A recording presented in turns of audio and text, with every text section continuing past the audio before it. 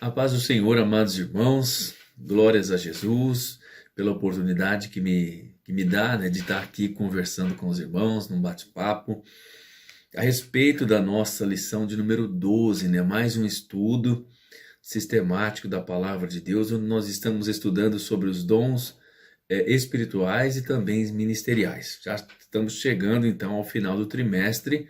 Depois desta lição, só haverá mais uma lição e nós já estaremos encerrando essa maravilhosa revista que eu digo para os irmãos, modéstia à parte, eu aprendi bastante, né? Tanto estudando como também lecionando aqui para os irmãos.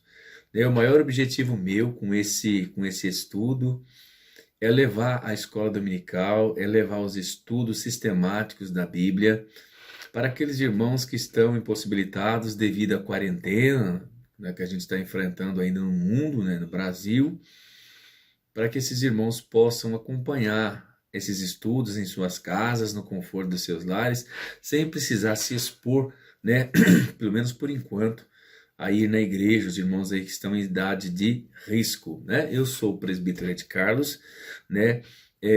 Estou aqui para comentar então essa lição de número 12, que vai falar hoje sobre uma função muitas vezes não muito, não vou dizer bem vista, né? Mas não tão bem reconhecida como deveria ser, igual outras funções na igreja, como pastor, evangelista, presbítero, bispo e assim por diante, né? Ela não é tão reconhecida e aparentemente não é tão valorizada. Não que os servos de Deus corram atrás de reconhecimento. O reconhecimento vem de Deus, né? Porque se a gente for esperar do homem, pode esquecer que o reconhecimento não virá. Mas é uma sublime missão, é uma sublime função que um homem pode desempenhar dentro da igreja do Senhor no ministério de servir a Cristo. Nós vamos estar falando do diácono, tá certo? Então, vamos aqui meditar. O nosso textuário começa dizendo assim, né? Porque os que servirem bem como diáconos adquirirão para si uma boa posição e muita confiança na fé que há em Cristo Jesus, conforme está em 1 Timóteo capítulo 3 e o versículo 13. A verdade prática fala assim que, embora o diácono seja um ministério específico, a diaconia é uma missão de todo crente. Então, muitas vezes, né, pode acontecer de nós deixarmos o trabalho pesado, o trabalho difícil, apenas para os diáconos, né? Aí o presbitério, o pastorado não desce do pedestal, porque o serviço difícil quem tem que fazer é o diácono. Não é bem assim, porque se nós formos ver a palavra diácono significa, né, serviço, né, servo, serviço. E quem deu o maior exemplo de que não pode haver diferença daquele que tem a missão do diácono foi o próprio Jesus, que foi também um diácono por excelência, e nós vamos ver ao longo daqui, né, da nossa lição hoje, do tema que nós vamos tratar hoje. Então, em todos nós, seja jovem, moça, moço, ancião, irmãos de meia idade, todos nós, na essência, devemos ser diáconos, porque significa servir, serviço a respeito do reino de Deus e cumprindo então o mandamento do Mestre Jesus. Aqui a leitura diária está lá em 1 Timóteo capítulo 3, os versículos de 8 até 13. Se os irmãos puderem acompanhar em suas Bíblias, se não tiverem revista, está dizendo assim, olha, da mesma sorte os diáconos sejam honestos, não de língua dobre, não dados a muito vinho e nem cobiçosos de torpe ganância, guardando o ministério da fé e uma pura consciência, e também estes sejam primeiro provados, depois sirvam se forem irrepreensíveis. Da mesma sorte, as mulheres sejam honestas, não maldizentes, sóbrias e fiéis em tudo. Os diáconos sejam maridos de uma mulher e governem bem seus filhos e suas próprias casas, porque os que servirem bem como diáconos adquirirão para si uma boa posição e muita confiança na fé que há em Cristo Jesus, nosso Senhor. Os objetivos que nós temos que analisar aqui com os irmãos nesta lição, qual é o estilo de vida diaconal de Jesus? Nós vamos ver, analisar esse estilo. E depois nós vamos explicar aos irmãos a instituição do ministério dos diáconos, né? E por último, discorrer sobre o perfil e a função do diácono na obra de Deus. Então nós vemos aqui, né, tem igrejas que não têm o costume de ter diaconisa, né, que é a mulher, reconhecidamente em seus quadros de obreiros, vamos assim dizer, né? Mas aqui pela leitura que nós vemos de 1 Timóteo, aqui Paulo menciona a mulher da mesma sorte, né? Da mesma forma que os homens tiveram algumas características para serem escolhidos para o ministério do diácono, aqui também, né, Paulo em seguida aqui no versículo 11, ele fala da mulher. Por que será que Paulo menciona a mulher aqui, né? Em um entendimento, poderemos inferir desse texto aqui que Paulo esteja se referindo que a mulher também ela pode ser reconhecidamente como uma função na igreja, uma diaconisa. Se está na Bíblia, por que nós vamos omitir essa informação? De maneira alguma, né? Então aqui, Paulo escrevendo a Timóteo, ele fala das características que tem que ser um diácono, né? Que nos leva a entender que é do sexo masculino. E também ele fala em seguida no versículo 11, e da mesma sorte as mulheres, ou seja, para a escolha das mulheres que deveriam ter essa função na igreja, a função de diaconisa, né, ela também tinha que ter, né, aqui mencionadas 4 características, né, honestas, não maldizentes, sóbrias e, por último, fiéis em tudo. Então isso quer dizer que reconhecidamente a igreja de Cristo ela absorve a função de diaconisa. Então, pelas reuniões, pelos movimentos, pelos concílios, foi decidido, né, que algumas igrejas, por exemplo, seus pastores, suas convenções, eles se reuniram e resolveram não adotar o termo diaconisa para suas igrejas, ou um diácono mulher.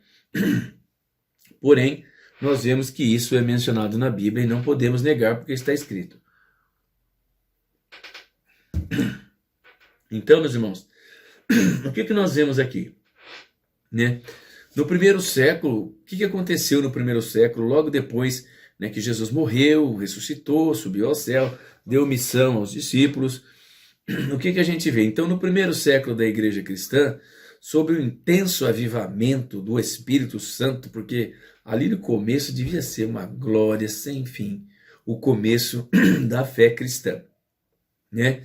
O avivamento, então, o Espírito Santo, né, invadiu-se pelo mundo através da pregação do Evangelho. E o que aconteceu? A igreja do Senhor cresceu demais. Vejam bem, ali no começo eram os 12 discípulos, aí daqui a pouco eles ungiram mais alguns, Estevão e um pouco mais, mas a obra de Deus cresceu sobremaneira. E eles tiveram que fazer instituições de homens, né, homens que fossem exemplos ali naquela região e por toda Grécia e também ali na região de Israel, né? Porque com o crescimento da igreja, o que aconteceu? Demandou, né, que houvesse uma atenção maior, né, na esfera social, porque começou a aparecer problemas e demandando urgentes atitudes por parte dos discípulos, né? Então, por uma decisão sábia dos discípulos naquela época, aqui o que eu vou dizer que eu acabei de mencionar, né? Uma assembleia, a igreja de Jerusalém escolheu 7 homens de moral ilibada. E o que mais? Cheios do Espírito Santo, né? Para quê? Para cuidar desse importante negócio, como é que falado lá em Atos 6:3. Então, né, os discípulos ali, então, no começo, eles não previam essas consequências, né? De que eles só esperavam que a igreja ia crescer e o foco dos discípulos ali, de Cristo cumprindo o mandamento de Jesus, era conduzir almas a Cristo. Mas aí, como somos seres humanos, né, ainda não somos somente espírito, conforme a igreja do Senhor foi crescendo, foi aparecendo os problemas, né? E havia muitas guerras naquela época e muitas mulheres perdiam seus maridos, né, em virtude de mortes em guerras, outros de morte natural. Aí essas mulheres ficavam viúvas e naquele tempo não era honroso a mulher trabalhar. Então, essas mulheres, e agora? Pregaram o amor de Jesus, pregaram a fé em Cristo, pregaram a união dos crentes, e eu aceitei a Jesus como Salvador, né? Parafraseando aí, dizendo que as mulheres falavam isso, e de repente, e agora? Cadê o amor? Cadê as coisas? E começaram então a fazer o quê? A apertar os discípulos do Senhor, né? E essas mulheres começaram a reclamar que estava faltando ali o que para elas? Um apoio. Porque se elas sendo judias ou gregas, né, elas já não tinham vamos falar assim, um intenso apoio nessa área, na área social, na área do socorro das verdadeiramente viúvas, imagine agora convertidas ao evangelho, coisa que aquelas pessoas, as autoridades daquela época, os judeus, eles, né, abominavam a fé em Cristo e até hoje eles não aceitam, né, a conversão a Cristo e que nós reconheçamos que Jesus é Senhor e Salvador sobre todas as coisas e que em breve voltará para colocar tudo no seu lugar e os judeus aí sim reconhecerão que Jesus Cristo foi o enviado de Deus para os libertar da servidão dos governos do mundo. Então, né, imagina a aflição que essas viúvas passaram. Talvez elas recebessem alguma coisa aqui, uma coisa ali das religiões daquela época, ou mesmo do judaísmo, né, ou do farisaísmo, não sei. Porém, quando eles se converteram a Jesus, aí que as portas fecharam de vez para essas viúvas. E aí eles se converteram a Jesus, aí tinham que dar a prova desse amor do evangelho e como é que eles iriam fazer isso. Então os discípulos estavam ali começando, eles não sabiam exatamente quais seriam as consequências da pregação do evangelho além da conversão. E aí então vieram os problemas sociais. Mas o que né, com os filhos das viúvas, essas mulheres não podiam trabalhar, inclusive nem eram aceitas em trabalhos remunerados. Como é que essas pessoas iriam viver? Iriam passar fome? Né? Tanto que aquela viúva lá que perdeu o marido e depois perdeu o filho, o que Jesus fez? Ressuscitou o filho dela, porque ela precisava de alguém para poder ajudá-la, porque as viúvas naquela época não trabalhavam e não era honroso para elas trabalhar. Então, os discípulos se depararam com esse problema, e aí, o que vai fazer? Vai tirar Paulo do ministério, tirar Lucas, tirar Tiago, tirar João, tirar Pedro? Eles não podiam, porque eles eram cabeça do evangelismo. Eles não podiam sair dessa função. Então, tiveram uma ideia num concílio, numa reunião santa, na presença de Deus e do Espírito Santo, bem diferente de muitas reuniões que acontecem hoje, onde as coisas são decididas por mentes humanas, e por isso que a gente vê o Evangelho de Cristo sofrendo tanto, né, nos dias que nós estamos vivendo aí, nos dias atuais. Mas naquela reunião solene, irmãos, o Espírito Santo, logo após ali o primeiro século, né, que Jesus derramou o Espírito Santo com certeza era em abundância extrema. Os irmãos não cabiam em si mesmos. Tamanha era a unção, a glória, o poder e a presença do Espírito Santo na vida daqueles homens, que eles não viam outra coisa a não ser o reino de Deus na sua frente. Porém, não era bem assim, só isso. Era assim, mas não era só isso. Então, com a conversão daquelas pessoas, aquelas pessoas precisavam então agora do verdadeiro socorro do evangelho. É a mesma coisa, tem uma passagem nas escrituras que fala assim, você vendo uma pessoa faminta, aí você fala para ela assim, e ela vem lhe pedir alguma coisa, você fala assim, vá em paz e Deus proverá para você o sustento. Não é assim que acontece, né? Até recentemente eu estava entrando numa farmácia aqui, na cidade que eu moro, para comprar um remédio, na verdade 2 remédios, e quando eu chego na porta da farmácia assim, tinha uma senhora, uma farmácia chique, tinha uma senhora assim, com um semblante cansado, com um semblante sofrido, né, com o rosto assim bastante desfigurado, e aparentava nela assim um sofrimento. Né? Eu passei, como a gente tem costume, a gente não vai, né, se direcionar, assim, ainda mais que eu estava com pressa, você não vai se direcionar uma mulher sozinha no meio da rua, né, por cuidados inclusive, né, éticos e espirituais que a gente tem como cristão. A menos que a gente vê que seja uma coisa bastante reveladora e que precise de ajuda e você vai lá ajudar. Pois bem, passei por aquela porta, aquela mulher me interpelou. Né? Aquela mulher falou assim, moço, faz 3 dias que eu estou sofrendo com uma dor violenta no ovário. E eu fui nos postos de saúde e não tinha ninguém, lá no posto de saúde não tinha o remédio. E eu precisava que você comprasse esse remédio para mim. Eu falei, fui surpreendido, né? Fui surpreendido. Mas aí que vem o conhecimento da palavra, esse versículo que eu acabei de mencionar. Já pensou se eu falasse para a mulher? Claro, poderia ter falado isso. Mas a gente só deve fazer uma atitude como essa se o Espírito Santo falar para a gente fazer. Se o Espírito Santo, se você não for tocado a tomar uma atitude para oração, eu poderia muito bem aquela hora, eu vou orar pela senhora aqui e o mal vai ser repreendido em nome de Jesus. Por que eu não fiz isso? Porque eu não senti do Espírito Santo que eu deveria fazer aquilo. E o que eu fiz? Entrei na farmácia, comprei o remédio, dei para aquela senhora e ela foi embora. E acredito, né, hoje estou, né, aqui orando por aquela mulher, para que agora sim o Espírito Santo promova uma cura no coração daquela mulher. Então isso as viúvas dos templos dos discípulos cobravam deles, eles se viram apavorados. E agora? E agora? Alguém teve uma direção do Espírito Santo. Vamos procurar aqui 7 pessoas, 7 homens cheios do Espírito Santo, para que a gente os coloque sobre esse importante negócio, que era o socorro, fazer uma assistência social a aquelas mulheres, aquele povo daquela época que estava se convertendo a Jesus. Pronto! Agora os discípulos novamente, o que eles poderiam fazer? Eles poderiam descansar, sabendo que o mandamento de Cristo estava sendo cumprido para cuidar das viúvas, dos órfãos, e agora sim, os discípulos, como um estandarte em suas frentes, eles podiam pregar o glorioso evangelho de Jesus para todo mundo, e o que fizeram com muita sabedoria e unção do Espírito Santo. E esses diáconos abençoados, por onde eles passavam, com certeza esses diáconos foram se multiplicando para que servissem a igreja do Senhor.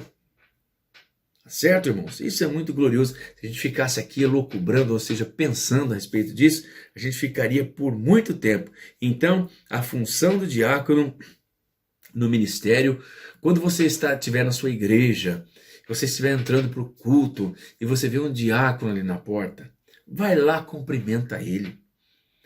Tenha o diácono em grande estima e consideração. Porque o presbítero, o pastor e o evangelista são homens também de extrema importância na igreja e devem ser honrados. Mas se você olhar para você, talvez você dê muito mais importância àqueles que estão lá no púlpito sentado, em tese, não fazendo nada. E muitas vezes você passa pela porta da igreja, aquele diácono geralmente são os mais humildes da igreja. Porque aqueles que têm maiores condições, geralmente, eu não estou falando que isso é uma regra, tá? Geralmente aqueles que têm melhores condições financeiras, eles nem passam pelo diaconato, já vai direto para presbítero e daí para cima. Se você olhar lá embaixo, você não vê lá, raramente, irmãos, raramente eu estou falando, raramente você vê um advogado, um médico, um juiz de direito lá na porta. Eu não vou dizer que não tem, eu acredito que pelas igrejas do Brasil e do mundo deva ter, mas geralmente é os irmãos mais humildezinhos da igreja, é que estão lá na porta. E não sabendo que eles exercem talvez uma das funções primárias da igreja, que é o servir, que é o ser diácono. Enquanto a gente vê em cima dos púlpitos dezenas de homens lá em cima com seus belos ternos e gravatas, e muitas vezes nós damos valor mais para esses homens do que para os pequenininhos que estão ali na porta da igreja, vai lá com a salva recolher a oferta, ou vai mantém a segurança do culto, é eles que mantêm a segurança do culto. Nós vamos ver isso um pouquinho mais à frente. É eles que servem a gloriosa Santa Ceia, é eles que levam recados para o pastor, é eles que vão lá fora ver o carro dos irmãos. Você que é diácono e às vezes você se sente triste por não ser um presbítero, por não ser um evangelista, meu irmão, saiba que a tua função é uma das mais nobres por excelência, por essência na presença de Deus. Então, se você é diácono, não se preocupe se você não está sendo reconhecido. Jesus te chamou para esse ministério para que você realmente venha fazer a diferença para a honra e glória do nome de Jesus. Jesus está com você. Então um recado eu dou para você, meu irmão, quando você passar pela porta da igreja, hoje nós não podemos abraçar, mas quando puder, vai lá e abraça o diácono, cumprimenta ele e fala para ele o quanto ele é importante na igreja de Deus. Tenhamos esses homens e mulheres com distinta afeição, que nós podemos honrá-los todos os dias. Devem ser os primeiros, claro, depois de Jesus, do Espírito Santo, do Deus Todo-Poderoso, a serem honrados na obra de Deus. Vamos lá então, agora seguindo aí, né, a diaconia de Jesus. Aqui nós já vamos, né, já demos até uma introdução ainda há pouco, né, que fala o significado do termo diácono, ministério, né, ou serviço, ministério ou serviço. A vida inteira, como nós já dissemos, Jesus ele começou como diácono, né, por excelência. Jesus foi um apóstolo, né? Jesus foi profeta, Jesus foi evangelista, Jesus foi pastor, mas principalmente ele foi diácono por excelência, porque ele veio aqui e falou assim, olha, gente, se vocês quiserem ser grandes, vocês têm que servir. E Jesus deu o exemplo de serviço. Ele deixou o céu, deixou o trono ao lado do seu Pai e veio aqui na terra para nos servir, e ele deu o exemplo. E aí, não tem como eu não falar isso, irmãos, a verdade precisa ser dita, a ferida precisa ser cutucada, aquela casca podre da ferida, ela precisa ser retirada para que venha uma casca nova. Então eu não vou me omitir de dizer, né? Na igreja, hoje nós vemos muitas pessoas, principalmente aqueles que estão em eminência, que possuem cargos, como se fossem reis, sacerdotes, príncipes, né? Autoridades eclesiásticas, que sentam lá para ser servida. Até a aguinha em copo leva, né? Só falta enxugar a boca também depois que bebe a água, né? E quem faz essa função? A chamada função, eu não vou dizer suja, né? Que na igreja a gente não pode falar que tem função suja, né? Mas a função difícil, quem executa são os diáconos. E esses homens e mulheres, nas igrejas que têm mulheres diaconisas, devem ser honrados, porque Jesus estabeleceu e Jesus foi um diácono por excelência. Como diz a Bíblia, ele não usurpou ser o Filho de Deus, mas ele, né, serviu de exemplo, servindo aos homens, né, com toda a sua santidade, com toda a sua deidade, com todo, né, o seu aparato de poder, sendo o Filho do Deus Todo-Poderoso. Ele deu exemplo de ser um diácono por excelência. Então, meu irmão, você que é diácono, você, irmã, que é diaconisa, você tem uma das funções mais importantes da igreja, senão a mais importante por excelência, que na sua vida está o servir como o seu objetivo na obra de Deus. Ainda mais algumas definições, né? O subtópico de número 2, que na véspera de sua crucificação, o Senhor Jesus reuniu seus 12 discípulos a comer então a última Santa Ceia, né? Aí Jesus tomou o quê? Tomou uma toalha, tomou uma bacia de água e disse para os seus discípulos, né? Em outras palavras, agora eu vou mostrar para vocês como é que vocês devem viver aqui na terra. Foi o próprio Deus que fez isso, irmão. Foi o próprio Jesus que fez isso. Foi o Filho de Deus, dando um exemplo aos homens que eles deveriam servir. Jesus pegou e colocou ali seus discípulos, chamou seus discípulos ali e lavou os pés de todos eles. Pedro não queria que Jesus lavasse os pés dele. Jesus disse para ele assim, se eu não te lavar o pé, tu não tem parte comigo. Aí Pedro já olhou a responsabilidade da resposta e disse assim, Senhor, não só o pé, mas também o corpo todo, né? Então Jesus deu o exemplo. Jesus deu o exemplo de servo, de como que aquele que quer ser grande no reino de Deus tem que ser aqui na terra, tem que ser pequeno.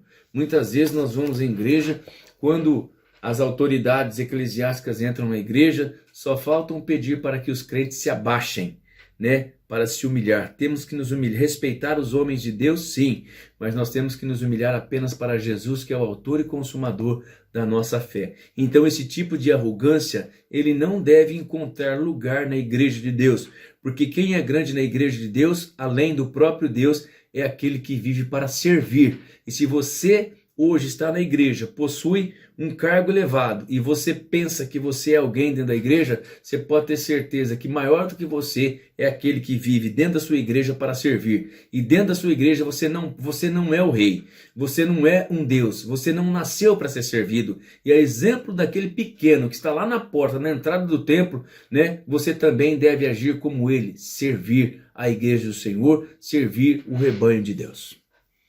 Como diz o outro, pronto, falei, né? E temos que falar mesmo. O discípulo, né, ainda na definição do que realmente é um diácono, né, ele é um serviçal. Certa vez Tiago e João pediram ao Senhor 2 lugares, um à sua direita e outro à sua esquerda, né, quando da implantação do seu reino. Os discípulos ainda eles não haviam compreendido a mensagem de Cristo sobre o servir. Então a proposta do Nazareno nunca foi estabelecer hierarquia aqui na terra, né, de poder temporal para a sua igreja, mas a de serviço, conforme demonstra a sua resposta a eles. Entre vós não será assim. Antes, qualquer de vós que quiser ser grande no reino do céu, deverá ser aqui o vosso serviçal. Então tem gente, né, a gente vê que aqui Jesus, quando a Bíblia diz que ele deixou um para pastores, uns para doutores, outros para diáconos, outros para presbíteros, Jesus de maneira nenhuma estava querendo se referir a uma hierarquia aqui na terra, como é uma hierarquia militar que começa do soldado, o cabo, o sargento, o subtenente, o tenente, o capitão, o major, o tenente-coronel e o coronel. Isso é uma hierarquia militar. Jesus nunca quis estabelecer isso aí. As funções foram dadas para cada serviço de forma diferente. O pastor executa a função de pastor, o diácono executa a função de diácono, o presbítero e assim por diante. Mas não que Jesus estabelecesse um grau de subordinação entre eles. Jesus nunca quis uma hierarquia. E não parece, nas igrejas de hoje, se comparado a uma hierarquia militar, o pastor é o coronel e os membros são os soldados e o diácono é um cabo e o presbítero é um sargento. Não parece que é isso? Parece uma hierarquia, não é isso? Né? Mas não é assim que funciona na obra de Deus, não é assim. Então, aquele que quiser ser grande no reino de Deus, quiser ser um coronel no reino de Deus, tem que servir como se fosse um soldado, como se fosse um cabo, que numa instituição militar são os que mais trabalham. E não é isso que a gente vê. A gente vê muitos querendo na igreja serem servidos. Você sabe uma coisa que eu não entendo, irmãos? Sabe que uma coisa que eu não entendo? Quando eu tive a oportunidade de dirigir uma igreja, eu dei uma mudada nesse sistema. Eu dei uma mudada nesse sistema. Eu vejo diáconos, presbíteros, evangelistas, presbíteros, evangelistas, pastores e outras funções, bispos que tem dentro da igreja de Deus, né? Esse povo, eles, né, são considerados uns homens de maior hierarquia na igreja. Esses homens não trabalham, né? Em tese não trabalham. Na hora que dá o culto, eles ficam sentados ali, adorando, glorificando a Deus. Raramente são retirados do púlpito para fazer uma oração ou se não expulsar um demônio. Raramente, muito raramente. Só que eles ficam sentados, até dói a costa de ficar sentado. Agora o coitadinho do diácono, ele fica de pé na porta da igreja. Até hoje ninguém nunca me explicou o porquê disso. E quando eu estava dirigindo a igreja, eu falei para o diácono que me auxiliava: põe um banquinho lá na porta, põe uma cadeira lá na porta e senta você também. É bom, né? Ficar 2 horas e meia num culto sentado numa cadeira almofadada e o coitadinho do diácono lá na porta de pé. Será que ele não pode também sair para atender as necessidades da igreja na hora do culto, se ele estiver sentado numa cadeirinha? Mas não. E geralmente os diáconos são aqueles irmãos, né, já de avançada idade. A maioria são assim, raramente são jovens. Aí esses coitadinhos ficam lá 2 horas de pé. Sai de lá de porta da igreja travado. Por quê? Porque tem igrejas que tem uma cultura que o diácono tem que ficar de pé, com a desculpa que ele tem que ser pronto para atender, pronto para sair. Se ele estiver sentado, é só uma questão de levantar e nada mais. Então, se você é um pastor, se você é um dirigente de igreja e você tem diáconos que te auxiliam, é gostoso fica você 2 horas no púlpito sentado. A gente fica de pé 40 minutos para trazer uma mensagem, você já senta arrebentado de tanto ficar ali de pé, dependendo da nossa idade. Agora fica lá na porta da igreja 2 horas de pé, né? Só esperando igual garçom, né? Das autoridades eclesiásticas em cima do púlpito, para os servirem de todas as formas. Então, no meu pensamento, o diácono ele fica lá na igreja, lá na porta da igreja, fica sentado, tem que ficar sentado. E isso tem que ser, vamos dizer assim, uma norma da igreja. Às vezes o diácono puxa um banquinho meio escondido de medo de levar a bronca de quem está em cima do púlpito. Isso está errado, isso vai ser cobrado um dia na eternidade. Pode crer, você que é pastor, que tem diáconos e os trata dessa forma, eles têm uma missão talvez mais nobre do que a sua, que é o de servir na igreja de Deus. Então esses dois discípulos aqui, eles não conheciam as normas ainda do reino de Deus, eles não entendiam que para ser grandes no reino de Deus, eles tinham que servir. Então Jesus falou para eles assim, né? Olha, não é bem dessa forma. Tiago e João pediram para Jesus lá, e será que os caras, né, pensando um pouco aqui, será que eles não pensaram que eles poderiam sofrer vamos falar assim, uma represália dos outros discípulos, né? Talvez não, eles não entenderam isso, e Jesus ali já cuidou de colocar eles no lugar deles. Quem quiser ser grande aqui, tem que ser serviçal.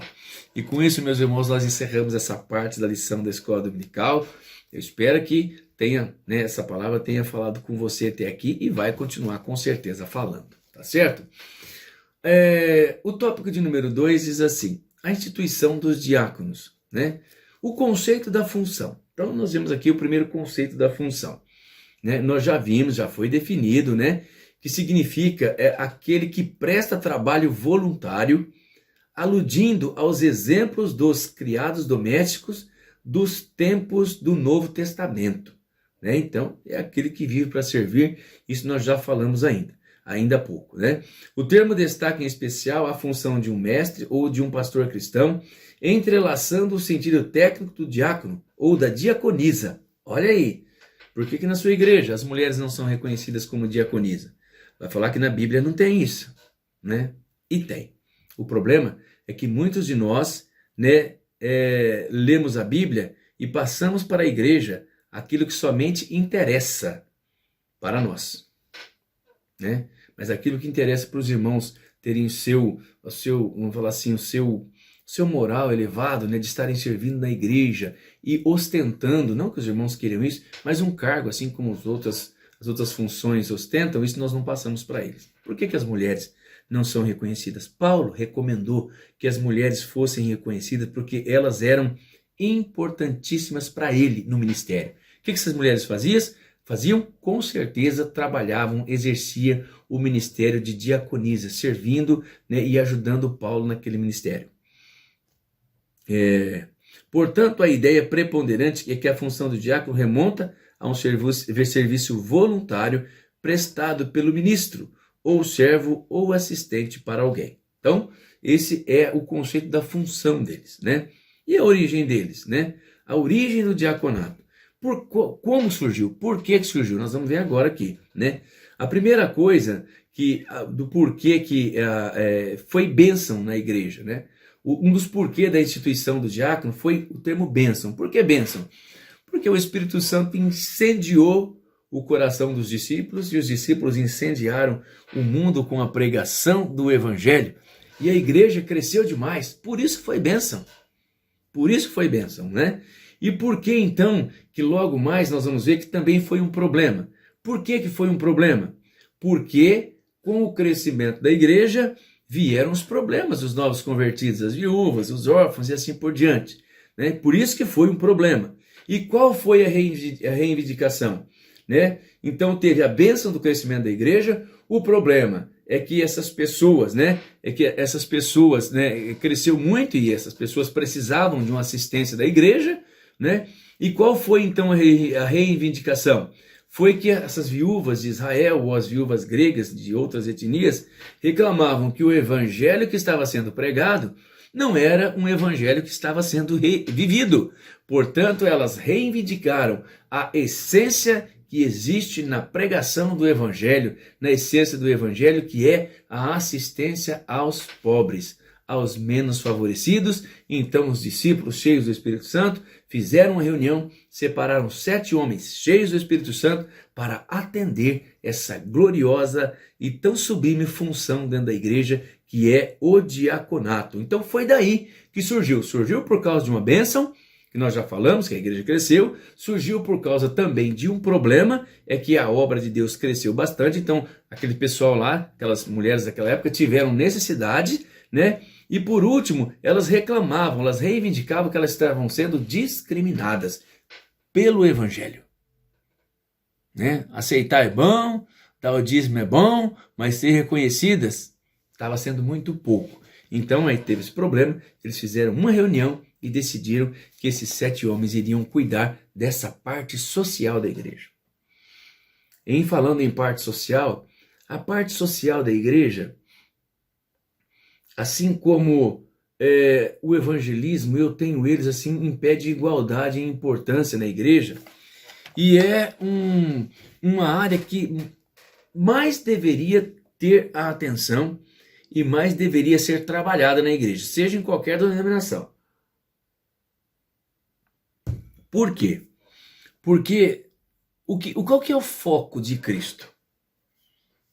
Qual que é o foco do evangelho?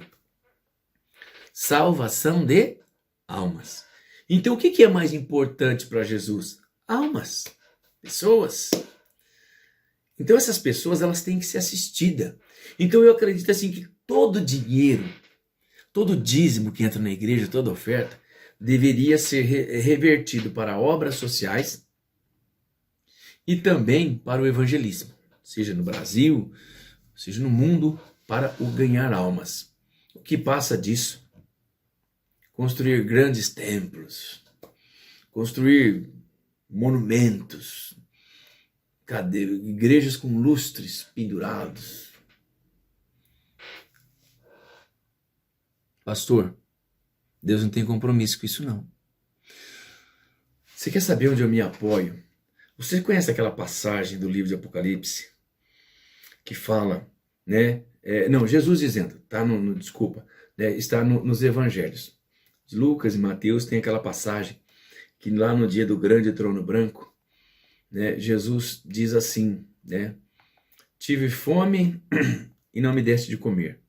Tive sede e não me deste de beber. Estava nu e não me vestiste. Estava enfermo e não foste me visitar. Vocês lembram dessa passagem? Pois é. Aí Jesus, para as pessoas que fizeram isso, Jesus diz assim, entra para o gozo do teu Senhor. Aí eles perguntam, Senhor, mas quando fizemos isso? Jesus falou, quando vocês deram roupa para quem não tinha vestimenta, vocês deram comida para quem tinha fome, vocês deram, vocês foram visitar aquele que estava enfermo, portanto agora entra para o gozo do teu Senhor. Olha o que fez a diferença. Enquanto os outros que não fizeram isso, Jesus lançou-lhes em rosto, eles falam assim, Senhor, mas quando te vimos com fome ou com sede, ou nu, ou doente, Jesus disse assim para eles, quando vocês não fizeram a um desses pequeninos, a mim não fizeram. E infere-se do texto da Bíblia que esses não entraram para o reino, porque não existe. Logo depois dessa bronca que Jesus dá neles, não tem nenhuma passagem nas Escrituras que Jesus falou, então agora vocês entram para o gozo do teu Senhor. Pelo contrário, o que fez a diferença ali, naquela avaliação de Jesus, foi o que foi feito para as pessoas pobres, para as pessoas carentes, para as pessoas necessitadas, para as viúvas, para os órfãos. Então, né, a igreja, claro, precisa ser reformada, a igreja precisa ser construída, o salário do pastor tem que sair, mas que não seja abusivo esse salário, que fuja da realidade.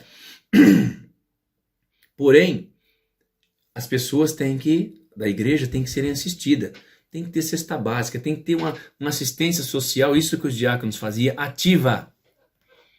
A gente vê hoje em muitas igrejas que o dízimo que entra não é para assistência social.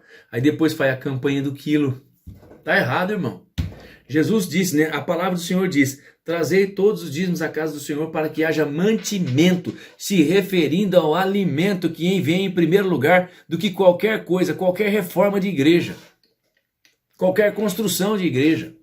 O que adianta construir templos suntuosos e não ter nenhum crente lá dentro? Então primeiro tem que buscar as almas. Então, assistência social, eu costumo dizer assim, ó, igrejas de porte grande tinha que ter um supermercado lá dentro. E nada de visar lucro, não. Teria que repassar os produtos, monta lá um mercado com os gêneros principais, arroz, feijão, açúcar, óleo, café, sabão, monta lá. Porque a gente sabe que as empresas que fazem isso, elas compram por 10 e vendem por 15 para ter lucro. A igreja deveria ter um supermercado lá. Você lembra daqueles armazéns antigos? Que não tinha tanta coisa assim para a gente comprar? A gente ia lá e buscava somente aquilo que a gente sabia que precisava. Lembra que as pessoas atendiam a gente no balcão? Eu acho que todas as igrejas deveriam ter lá um armazém ou um mini armazém com pessoas lá para vender. Se tivesse irmãos que não pudessem comprar, claro, tinha que dar. Mas se tem irmãos que podem comprar, vai lá, preço de custo. Vende a preço de custo os problemas da subsistência. E monta cestas básicas e dê para os irmãos, para as viúvas, né? Aquelas pessoas que realmente precisam do socorro, precisam do alimento. É duro, irmãos. É pesado. Mas fala para mim que eu estou errado. Prova para mim na Bíblia que eu estou errado. Pode ser que você esteja, né? A palavra que está saindo aqui desse estudo pode ser que esteja cutucando a sua maneira de viver e administrar a igreja. Mas me prova que eu estou errado. O tópico de número 3 fala qual que é o perfil do diácono. Para uma pessoa ser diácono, como é que ela deve ser? Né? Diz assim, qualificação dos diáconos. É o último tópico já da lição. Né? As qualificações dos diáconos descritas no livro de Atos e na primeira carta a Timóteo revelam que em nada elas diferem das atribuições éticas exigidas aos bispos ou aos presbíteros. Os irmãos não sabem, né? Bispo e presbítero é a mesma coisa. Algumas igrejas admitem o termo bispo, né, que é o mais usado na igreja católica, né, e outras igrejas tratam o termo de presbíteros, né? A gente não sabe por que essa escolha, mas significam a mesma coisa. Então, né, as características, quais são as qualificações? É as mesmas para o presbítero, é a mesma para o pastor, é a mesma. Não pode ser nem mais nem menos santo, né? Eles têm que ter um caráter moral ilibado, devem ser então pessoas honradas e não de palavras dobre, né, que fala sim, e né, de um lado, e depois chega lá, ele fala o não. Tem que ser somente, né, como diz a Bíblia, né, sim, sim e não, não, ou seja, tem que ser pessoas íntegras. Tem que ser pessoas que, ou seja, né, dizem sim para as coisas de Deus e não para as coisas erradas. Mas ele não pode ser aquele de duas caras, né? A hora que está na frente da igreja, a hora que está na frente do pastor é um. A hora que chega em casa é outro, né? Não pode ser dessa forma. Né? Tem que ser também uma pessoa que não tenha ganância por dinheiro, mas não é só o diácono, não. O presbítero também. E o pastor principalmente, porque é o homem que praticamente ali não deveria, né? Mas é ele que administra o dinheiro da igreja. É ele que fala o que vai comprar e o que não vai. A preocupação do pastor é cuidar das almas. É dar comida para o rebanho. Quem cuida das finanças da igreja deve ser um corpo. É um corpo de obreiros, é um conselho. É eles que devem cuidar, né? O pastor não deve nem saber quanto é que entra dentro da igreja de dízimo ou de ofertas. Quem tem que cuidar isso é a tesouraria da igreja. E esses homens, claro, sob direção do pastor, esses homens deliberarem o que vai ser feito, o que vai ser comprado. E não ter um autoritarismo dentro da igreja para decidir o que vai ser feito com aquele dinheiro. Então o pastor faça a sua função, o pastor seja um conselheiro espiritual, mas a preocupação maior do pastor não é saber quanto está entrando, nem como está entrando as divisas dentro da igreja. Isso deve ser a cargo de uma diretoria, de administradores, e o pastor que recebe o seu salário lá na frente. Mas para de perder tempo na busca do dinheiro ou na administração do dinheiro, que você não foi chamado para ser administrador de valores na igreja, exceto as vidas que têm valor inestimáveis diante de Deus. Vai fazer o seu serviço, vai cumprir o seu ministério, vai cuidar das almas e as pessoas desse conselho, as pessoas desse grupo que administram a igreja, vai te dar o seu salário que você tem direito. Vai fazer uma construção, não é o pastor que tem que decidir. Quem tem que decidir é um grupo dentro da igreja que vê as necessidades da igreja e se realmente precisa daquilo. O que estiver fazendo fora disso está fora da palavra de Deus. O pastor foi feito para cuidar de ovelha, não de construção. E não de divisas dentro da igreja. E não de contabilidade dentro da igreja. Cumpre o teu ministério, cada um no seu chamado. Uma outra característica, né? Um outro perfil do diácono, já falei, tem que ser igual a do presbítero, a do bispo, a do pastor. Ele tem que ter caráter espiritual. Ele tem que ter plena convicção do que é crer, né? Do que é crer no Evangelho de Cristo. O diácono guarda ainda a revelação de Deus que está em Cristo Jesus, nosso Senhor. Por isso, a liderança e a igreja local devem avaliar o candidato ao diaconato, levando em conta o seu caráter moral e espiritual, e não ser o peixinho do pastor. Mas tem isso de cara, aquele privilegiado, sabe? Aquele cara que dá presente pro pastor. Eu me lembro de uma vez, aquele eu achei um absurdo. E eu tenho que falar isso aqui, né? Que eu trago exemplos da minha vida de 28 anos na fé. Eu me lembro que na igreja que eu não era presbítero ainda, e na igreja que eu servia, né? Tinha vários homens ali em condições de serem levados ao diaconato para servir a igreja de Deus. Mas eu me lembro que o pastor, ele escolheu um lá para ser o diácono, apontou um para ser o diácono, inclusive foi levado, né, na convenção, e aquele homem ele foi separado para o diaconato. Aí depois o próprio pastor, com a boca dele, falou assim, justificando a escolha daquele irmão para o diaconato. Ele pegou e disse assim, olha, eu escolhi o irmão fulano de tal para ser diácono porque eu estava orando e buscando em Deus, né? E eu olhava para a igreja assim, quer dizer, olhava para as pessoas que poderiam ser indicadas para o diaconato. Dizendo ele, eu olhava para esses homens que estão aqui na igreja e o que eu via? Eu só via trevas. Olha a falta de sabedoria desse pastor. O que ele falou que aqueles homens que estavam na igreja era? Trevas. Chamando os coitadinhos ali, dos quais eu também estava no meio. Não que eu esteja me colocando como coitadinho, mas eu estava no meio. Então os homens da igreja naquela noite, eles foram acertados, eles foram denegridos pela fala daquele pastor no púlpito. Então ele falou assim, eu estava à procura de um irmão para levá-lo ao diaconato, e eu olhava para a igreja e só via as trevas, e como assim? Explica isso. Explica isso. Quem aceita Jesus já foi iluminado. Como é que esse pastor tinha uma visão de que os homens daquela igreja eram trevas? Me explica, me ajuda a entender isso daí. Me ajuda. Aí diz que ele viu que tinha um irmão lá que só sorria para ele. Então ele viu luz. Talvez os dentes daquele irmão fossem brancos demais, né? E só brincando um pouquinho, para quebrar a seriedade dessa escolha, ele simplesmente separou um irmão para o diaconato, porque esse irmão sorria para ele. Pode um negócio desse? Aconteceu. Numa igreja pentecostal. Eu estava lá. Ninguém contou isso para mim. E diante de Deus eu não iria estar inventando uma história aqui. Eu falei, puxa, fui ofendido 2 vezes. Né? A primeira, que assim como os outros, né, fui colocado entre aqueles que na visão do pastor eram trevas.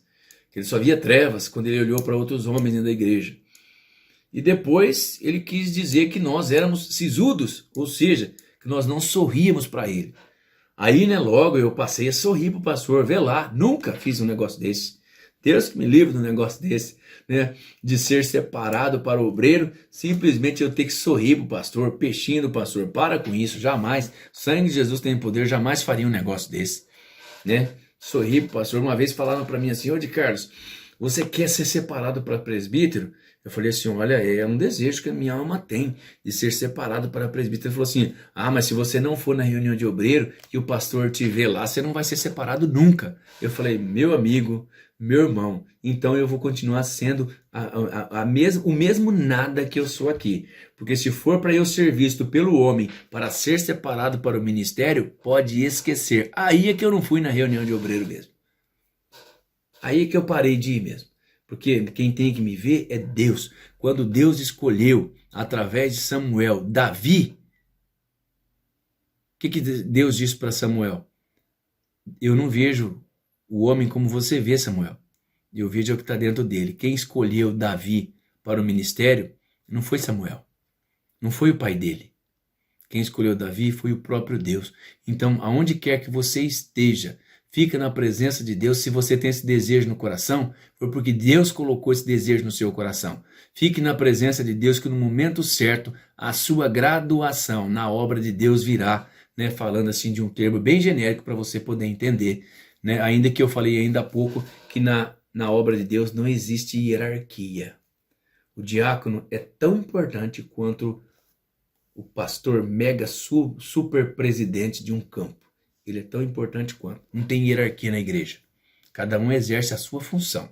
É claro que precisa haver um líder espiritual, né? Mas cada um tem uma função e ninguém é maior do que ninguém na obra de Deus. Pois é. Né? A função dos diáconos em Atos, né? Subtópico de número 2. Quando foram instituídos os diáconos, 7 homens de fala grega foram separados para assistir socialmente as viúvas. Já falamos sobre isso. Tanto de falas hebraica como de fala grega. Os diáconos não podiam permitir que houvessem injustiças de caráter social na igreja do primeiro século. A função do diaconato era fundamental e de caráter social, ou seja, o de servir. E hoje? Hoje tem mudado a função dos diáconos. O que eu vejo os diáconos fazendo hoje? Na porta da igreja, 2 horas ou mais de pé, durante a exposição do culto do Senhor, né? O que eu vejo? Eles recolhendo a oferta. E o que eu vejo? Eles servindo a ceia do Senhor. E passa disso, né? E algumas vezes levando bronca de cima do púlpito, chamando os nossos servos de Deus, os diáconos, sendo ridicularizados muitas vezes lá do púlpito, né? Eu já vi isso. É triste. Eu não vou entrar nem nesse tema, irmãos. Não vou nem entrar nesse tema, porque senão eu vou falar um pouco mais pesado e eu não falo do que me falaram. Eu falo do que eu presenciei e vi que era contrário àquilo do que Deus pede, né, da igreja do Senhor. Então, meus irmãos, com isso, nós encerramos aqui mais essa maravilhosa lição. Olha, eu não sabia que essa lição seria tão gostosa e tão espiritual, enquanto eu estava estudando ela. E agora eu vi que essa lição é gloriosa, é profunda. Que Deus possa abençoar a sua vida, a sua casa, a sua família, o seu ministério. Vamos viver a palavra de Deus como ela é. Tiago, ele nos exorta que nós não sejamos observadores, conhecedores da palavra, mas nós devemos ser cumpridores da palavra. Você, diácono, você está cumprindo a palavra? Você, presbítero, pastor, evangelista, bispo, você está cumprindo a palavra? Você, membro apenas da igreja de Jesus, você que não tem um cargo definido na igreja, você está cumprindo a palavra? Glória a Deus e amém. Se não estivermos cumprindo a palavra, pode ter certeza, eu afirmo para você, você será cobrado. Tá bom? Com isso nós encerramos aqui a lição de número 12, só falta mais uma para a honra e glória de Jesus. Eu peço a você, compartilhe essa lição, se inscreva no meu canal, dê um joinha aí para me ajudar o Facebook a divulgar essa mensagem para mais pessoas e que Deus possa abençoar a sua vida, a sua família, o seu coração e que a graça e a misericórdia do Senhor seja sobre nós, o sangue de Jesus seja sobre a nossa casa, sobre as nossas vidas e que nós sejamos livres desse vírus que atormenta a humanidade, tá bom? Deus que abençoe você e que a paz do Senhor seja sobre a sua casa e sobre a sua família. Um grande abraço.